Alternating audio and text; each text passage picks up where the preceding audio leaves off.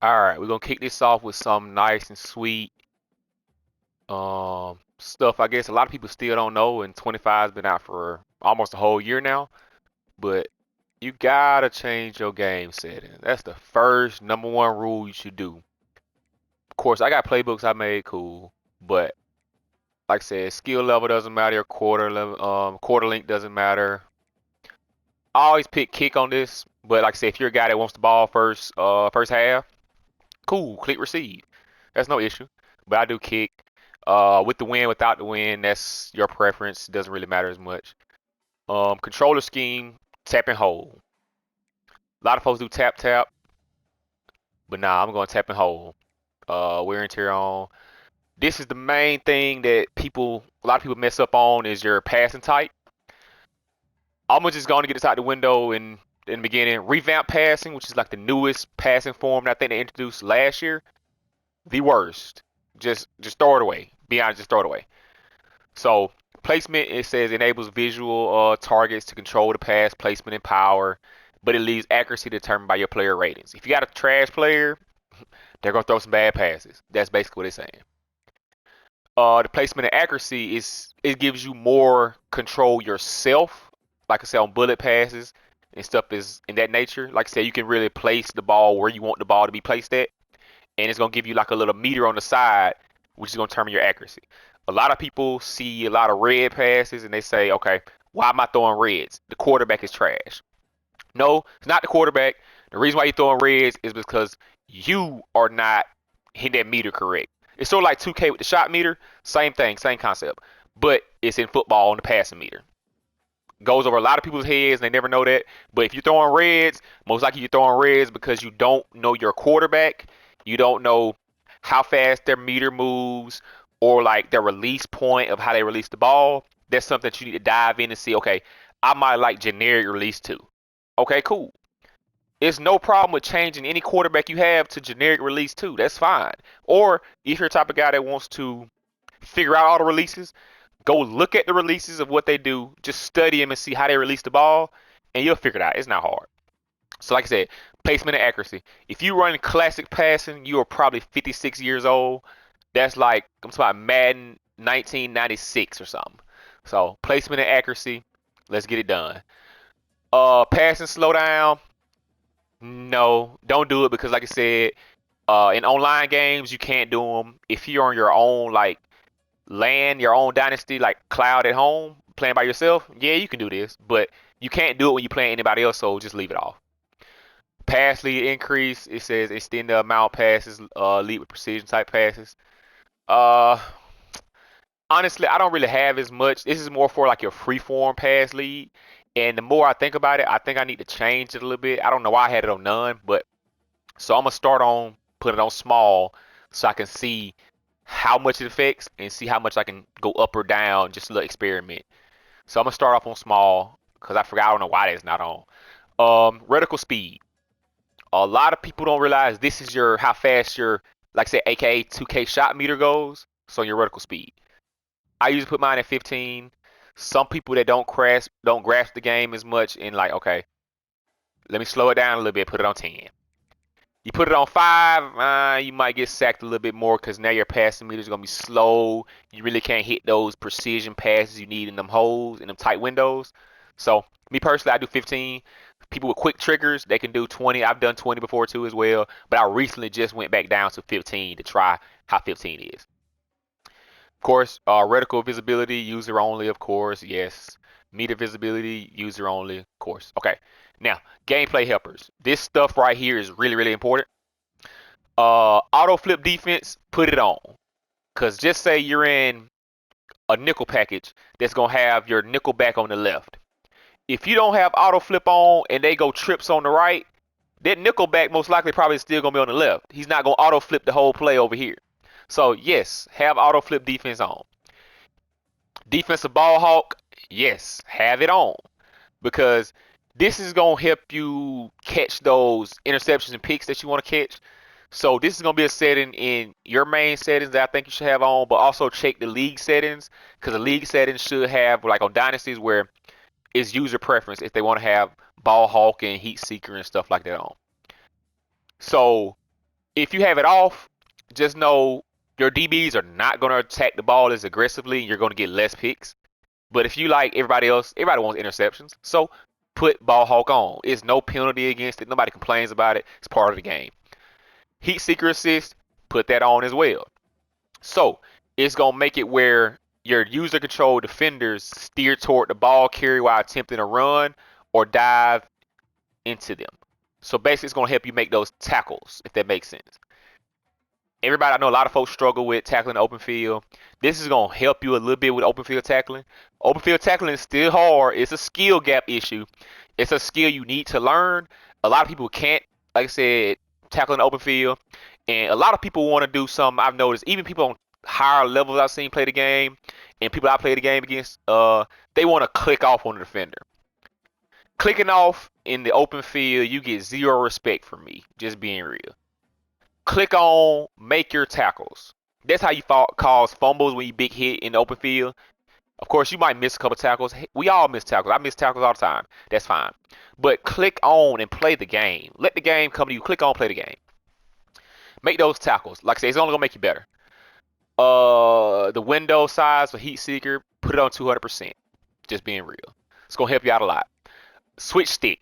Switch stick is probably the highest skill gap issue that people tend to have. A lot of people don't play with switch stick. Switch stick's a little harder. So a lot of people might have it on none. Some people might disable switch stick altogether, moderate. I put mine on slight. So basically it's going to be when I snap the ball, it's not going to immediately make me switch defenders just like that. Because that was an issue when the game first came out.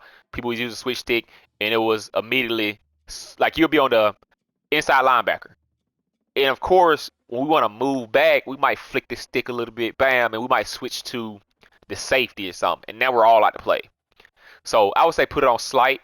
So because you'll find certain times where once you get used to it and use it more, where you might be, oh, I'm on the inside linebacker dropping.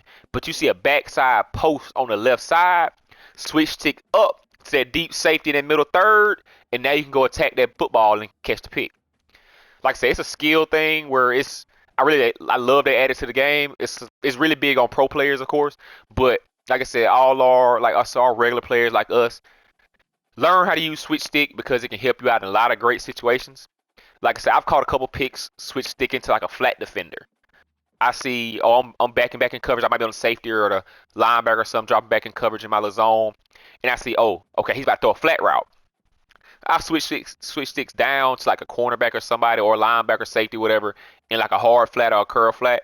Switch stick down to them, and now I'm immediately attacking the football. You'll get picks, like easy picks that way. So like I said, learn switch stick. Like I said, just try it out, just learn it, and you'll see. Like, yeah, this is a pretty good feature. So, switch assist, put it on, because this is basically gonna make some movement. Like you're gonna be assisted when you switch sticks. So like you just say, if my defender is running to the right, but it's a left defender running to the right, right, and I have to switch stick. Like I have to use the right motion to switch stick to the defender. Without this on, when you switch stick to that guy, now he's gonna run right or something like that. So have the assist on, so when you switch stick with him, the defender will still be going in the same motion or direction that he was currently going in.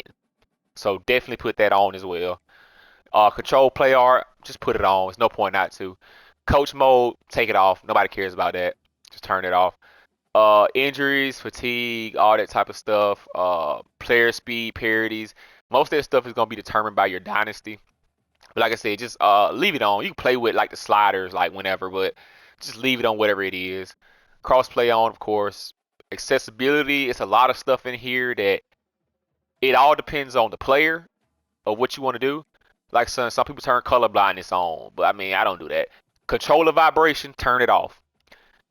That is probably gonna be the worst feature in this game. Nobody wants to play the game. Have your controller rumbling, crowd noise going, affecting you. Just turn vibration off. That's not needed. All your brightness, contrast stuff, that's on personal levels of how you feel.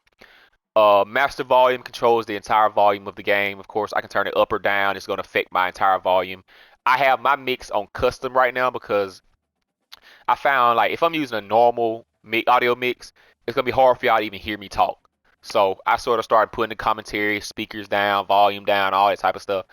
so y'all can actually hear me talk. So that's personal preference. Motion blur, disable. Disable motion blur in any game you play. First person shooter, third person shooters, whatever, sports games. Take motion blur off. That should be one of the first things you take off. Just being real. It's gonna affect your eyesight so much you're gonna start getting headaches with motion blur on. So just take motion blur off. All this penalties and stuff, that's personal preference of how you want your own sliders. Like I said, there's certain stuff on here that you don't see. Like I said, face mask is on 50%, correct? I haven't seen a face mask call in a whole entire year. Like, you don't see it. You don't see the CPU defenders. You don't see them jumping off sides. Like, I don't see that. But your false starts, you're going to see them when you're adjusting, changing your plays a lot. Offensive holding and blocking the back. These are some that I would try to play around with and tone them down some, because they do it at such a high clip that it's really not normal football, if that makes sense. So yeah, some of that stuff you can take down. Defensive pass interference, it used to not work at all. Now it sort of happens a little bit, but that's something you may can play with. Maybe pull it up a little bit to see how it works.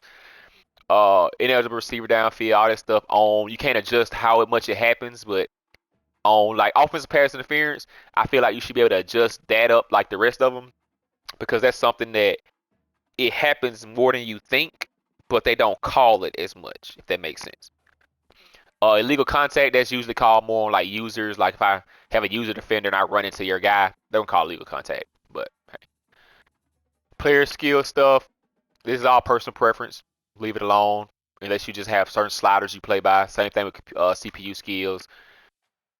Visual feedback, play call button, just use standard square, what's called square, cross, triangle, just standard stuff. You can change it if you like your button call layout to be a little different, but I mean, come on, just keep it the same. Uh, Dynamic play call. I mean, when it's on, it says options to play call show and hide based on skill level. Turn this, set it off to have all options available. So yeah, just turn it off so you have all options available. It's common sense. On-field trainer, like I said, you can have the on-field trainer shown. I've never seen this setting. Like I've never really adjusted it, so I just left it alone. But hey, it's up to you on that type of stuff. Like a lot of this stuff, you just gotta sit down and come through and read it. Like when you first start the game, yeah, you might want coaching tips on. But if you're a vet in the game, you don't want coaching tips. Take it off. Pre-snap menus on, of course. Like I said, passing cam, like all this stuff, menu narration. See, look at that. Yeah, we don't want that on. Take that off. A lot of this stuff is like personal preference. So, like I said, this is back to the same volume control we had on the other options. But like I said, leave that. It's up to you how you want to play the game. These are just my streaming settings that I'm having currently right now, so you can hear me talk. But like I said, of course, if you're just playing the game, of course you can adjust that to different levels of how you really want to do. So that's pretty much all on settings. Like I said, please, I might do another video on like creating playbooks and stuff like that, and how I think about like my thought process of going through creating the playbook, what I'm basing certain things off of, some of the meta plays I might add into certain playbooks. But that might be some more I'll go in depth in later on. But these are my playbooks I already have currently. This is probably my fifth offensive playbook I've been through, but this is one I've been sticking with for a long time. I can't say that. So, like I said, that's personal preference. But when you get more in depth in play call, playbooks, and stuff like that, of course, make sure you set your playbooks here. So when you go in the game, they'll just automatically show up.